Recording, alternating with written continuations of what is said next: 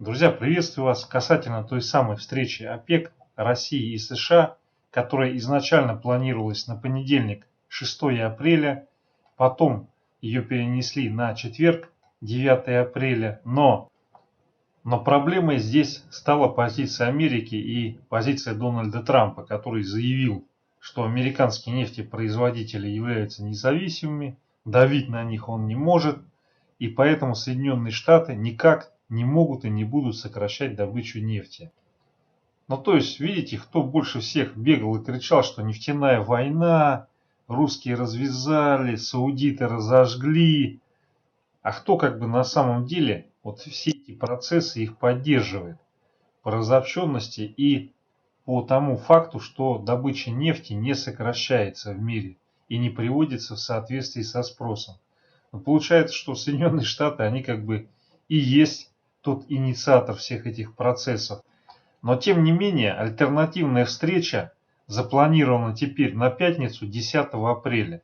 То есть в пятницу 10 апреля министры энергетические G20 встретятся и обсудят, как будет проходить снижение добычи нефти. То есть, что здесь происходит? Как бы реальным кукловодом, кто за всеми этими процессами стоит по нефтяным войнам, это сами США. То есть они все это дело мутят, они пытаются разрушить ОПЕК и захватить абсолютное доминирование в качестве державы, которая уже официально и формально диктует условия на нефтяном рынке.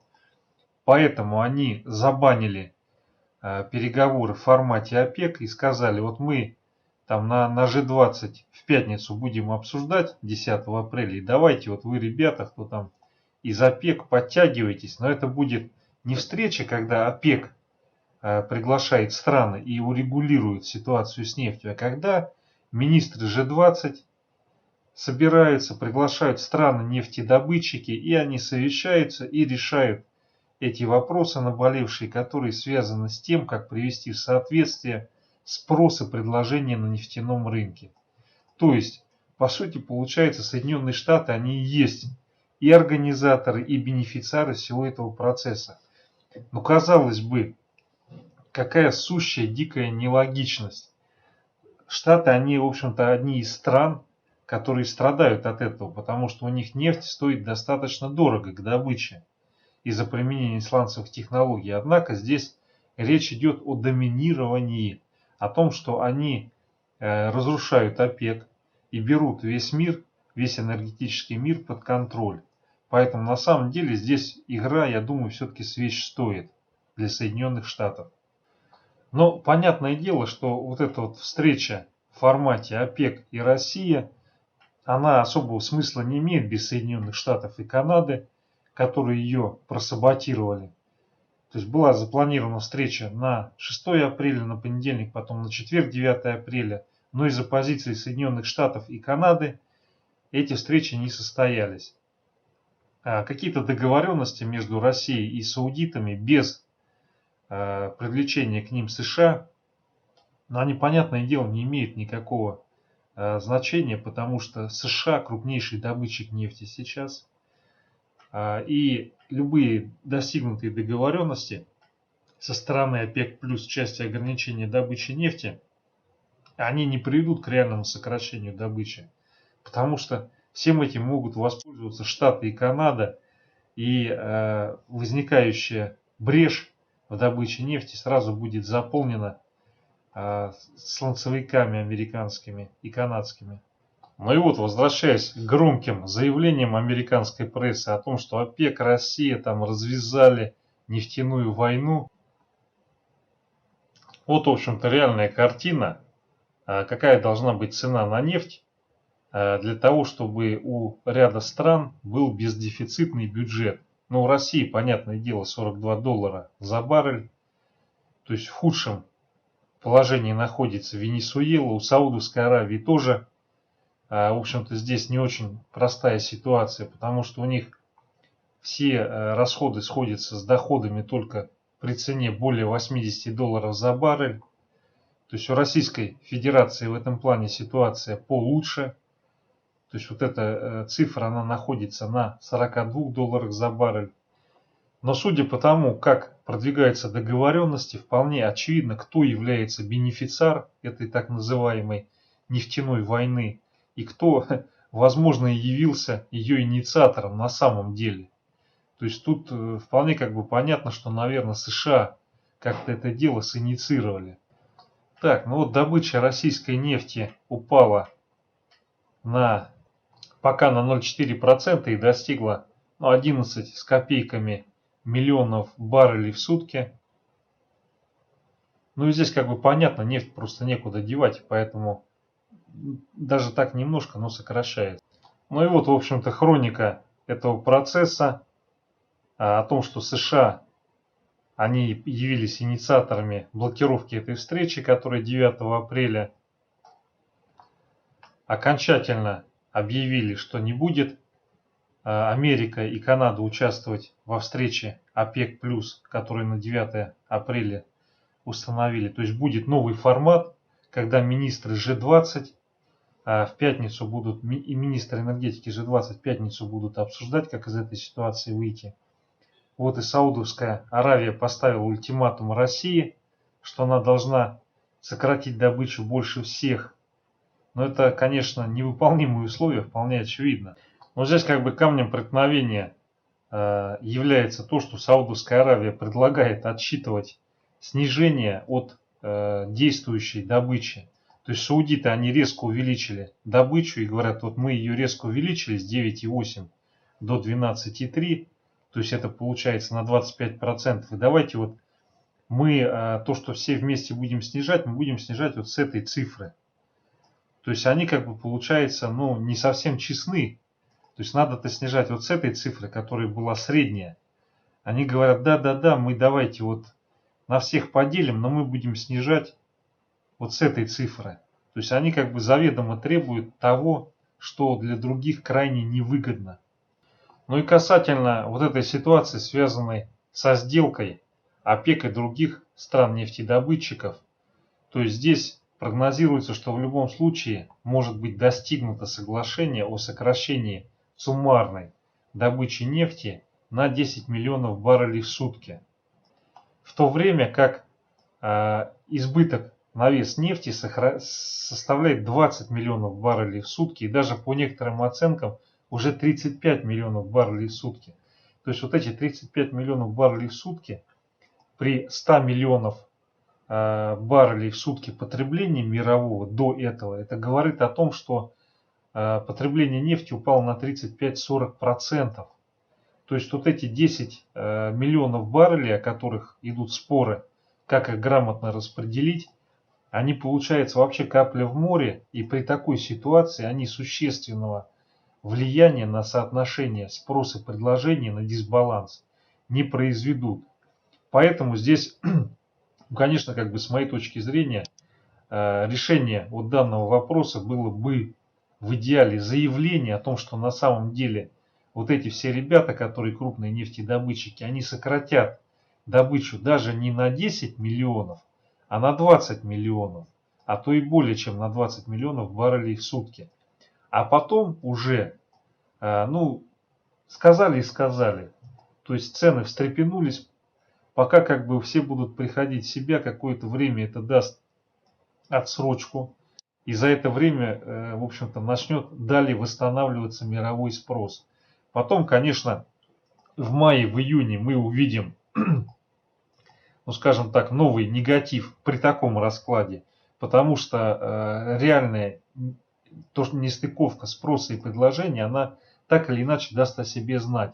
Но, тем не менее, когда вот этот момент наступит, в общем-то, какое-то время еще продлится состояние поддержки цен, так называемые, потому что все будут ждать, что, ну, фактически сократят на такое значение, сказали, и при этом немножко восстановится спрос, и уже как бы давление вот этого избытка нефти, оно будет не такое сильное, не такое страшное. Вот, поэтому, если, конечно, в пятницу ребята G20, энергетические министры, пойдут по такому сценарию, то мы увидим здесь позитивное влияние, очень позитивное, на цены на нефть. Мне вот вчера прислали письмо, что я держу в неведании всех относительно позиций по фьючерсам. Но вот смотрите, в чем дело. Вот это вот ММВБ, позиции по фьючерсам. Лонги физических лиц по итогам понедельника 6 апреля составили 1 миллион 144 тысячи. Ну, в пятницу приблизительно такое же количество, чуть меньше. А вот в четверг, видите, вообще как бы количество лонгов, оно значительно меньше. То есть получается какой-то физик или какие-то физики волшебные открыли контрактов вот на 800 тысяч за день. Но смотрите, я действительно этот вопрос ни в воскресенье, ни в понедельник не стал акцентировать на нем внимание по той простой причине, что если эту ситуацию соотносить с тем, что было в сентябре, когда саудиты подверглись атаке, то здесь, в общем-то, была другая ситуация. Здесь прирост лонгов у физиков составил всего лишь 400 тысяч. А сейчас он составил более 800 тысяч. Я, конечно, не знаю, может быть, тот физик, который тогда сказочно обогатился, он со всеми своими деньгами сейчас пришел и сделал ставку уже на, скажем так, не на 400 тысяч, а на 800 тысяч, то есть в 2 раза больше, судя по количеству контрактов. Но здесь как бы возможен и другой момент, что вот эта разница 800 тысяч и уже даже в 900, она связана не с тем, что это так называемый смарт-физик прибежал и денежки принес и делал ставку. Слишком велика уже эта разница. То есть если раньше это 400, то сейчас 800. То есть я подумал, что если такая разница возникла, то может быть просто физики дружно ломанулись. И не факт, что это смарт-мани такую ставку сделали. И поэтому, поскольку у меня не было уверенности относительно того, что вот эти действия, их можно классифицировать как действия так называемых умных денег, я не стал на этом заострять внимание, потому что это может быть и толпа, это может быть толпа в ожидании того, что вот, блин, они там договорятся, надо все свои деньги поставить на кон. Вот, поэтому вот у меня, например, честно вам скажу, до сих пор нету понимания относительно изменения вот этих открытых позиций. Действительно ли это Smart Money такую ставку уж очень большую сделали? Или же все-таки это физики набежали и занесли все свои денежки? Но переходя к другим новостям, что у нас получается? У нас получается сейчас Китай для того, чтобы избавиться от текущей стагнации, усиливающейся, которая вызвала остановка всех мощностей, перевода на карантин, он вынужден наращивать долг. Дело в том, что долг, государственный и вообще и корпоративный долг Китая очень щекотливый момент. Там существенные ограничения на кредитование и очень большой теневой сектор кредитования. И поэтому еще и официальное наращивание долга, оно может в ближайшее время сыграть крайне негативный эффект и привести к какому-то, ну скажем так, коллапсу в экономике Китая. Если такое будет, то это уже вообще общемировой трындец начнется. Так, ну вот еще из новостей. Госпожа Пелоси, это, в общем-то, демократический оппонент Дональда Ивановича, выступил и сказал, что надо бы еще стимулов на 1 триллион добавить, потому что то, что напечатали, его уже не хватает. Но помимо этого были победоносные заявления Дональда Ивановича о победе вездесущей китайской заразы и о том, что все будет хорошо и началось восстановление. Другие экономисты американские и чиновники выступили с заявлениями, что если до 1 мая народ на работу в поля не выгнать, то начнется ситуация пострашнее, чем Великая депрессия в 30-х годах 20 века.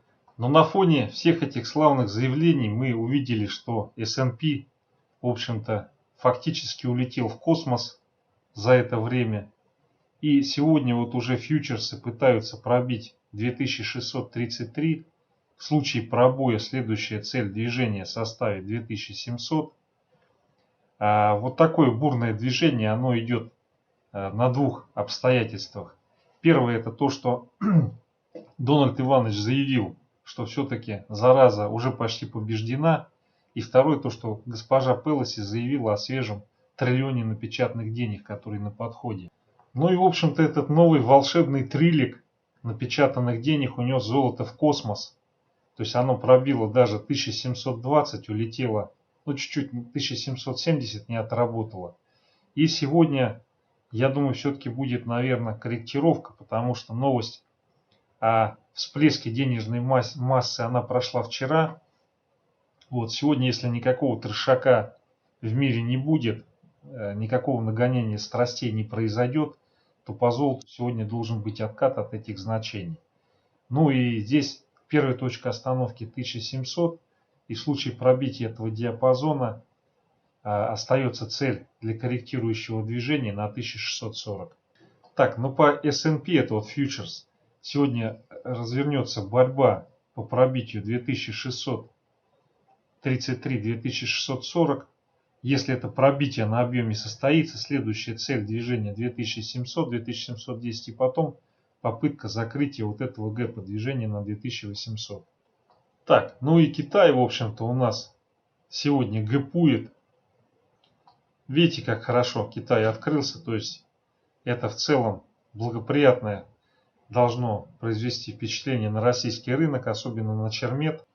Что касается нефти, котировка Brent, то видите, здесь тоже как бы на фоне того, что вроде бы обсуждение по сокращению нефтедобычи будет в пятницу 10 апреля, хотя это будет с нарушением формата ОПЕК, то есть Соединенные Штаты активно пытаются уничтожить ОПЕК и стать единственным контролером и повелителем по производству нефти, диктовать другим нефтедобытчикам свои условия. Не в форме там какого-то ОПЕК и друзья, а в форме Соединенные Штаты сказали своим сателлитам, как и что нужно делать, в том числе сколько нефти добывать. Так, ну что мы видим? Нефть сегодня открылась гэпом. Сейчас идет попытка пробития 34,3. Вот в случае пробития этого диапазона будет уход на 35. И по факту отработки цели 35, здесь будет рывок на 35,77 и попытка закрыть эту цель 36,6. Вот 36,6 при достижении здесь либо будет проторговка и потом движение наверх, либо отсюда пойдет отбой и возврат вот в этот проторгованный сейчас диапазон 34,22, 32,7. Вот сюда вот. Но на фоне того, что видите, как, в общем-то, определенный позитив в части сокращения нефтедобычи он намечается, пусть он достаточно так жестко, хардкорно со спорами идет, но по крайней мере 10 апреля новый дедлайн в части встречи. И поэтому нефть, она, в общем-то, на нее позитивное влияние оказывается, она, скорее всего, сегодня будет расти в ожидании того, что все-таки встреча будет и сокращение будет.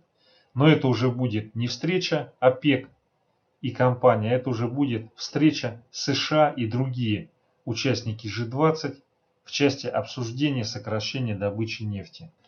Ну и вот статья по поводу золота, что вот этот волшебный триллик заявленный, он унес золото в космос.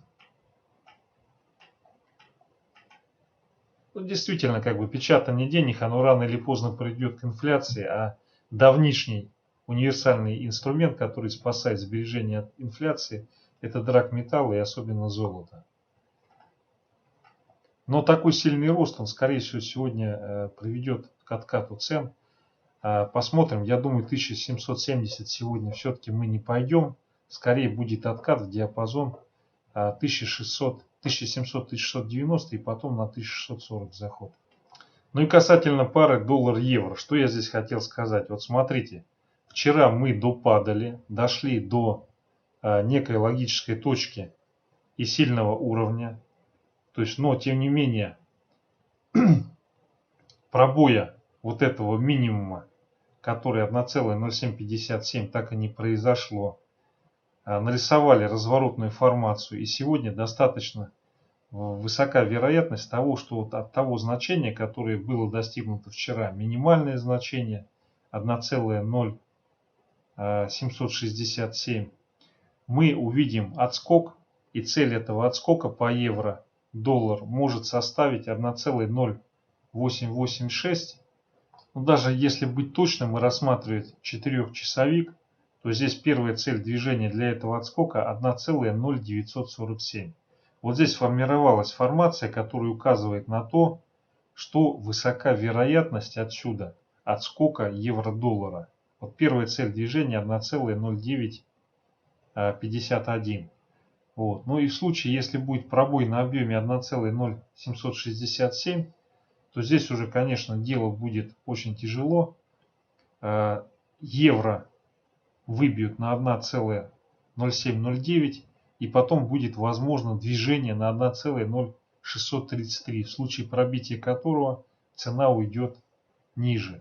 Но смотрите, на фоне того, что вчера заявили о срочной печати триллиона долларов, это, в общем-то, плюс для курса евро-доллар.